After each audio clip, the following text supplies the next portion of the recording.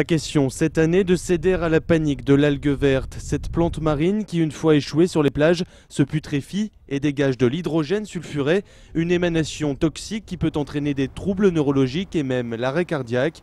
L'urgence, c'est donc le ramassage des algues. Le ramassage doit se faire si possible dans les 24 heures et le traitement de ces algues, donc pouvoir les amener jusqu'au centre de traitement dans les 48 heures.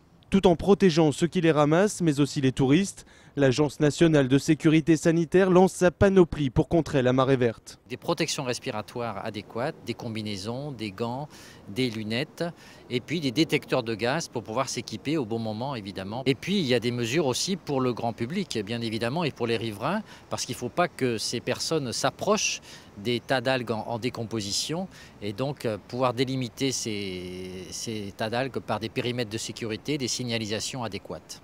Les Côtes-d'Armor et le Finistère sont les départements les plus touchés. Là-bas, l'effort de prévention et de ramassage est sensible. Reste le traitement des algues en putréfaction, difficile dans ces régions largement saturées. Cette année, seul un tiers des volumes collectés pourront être recyclés en compost et épandus dans les champs.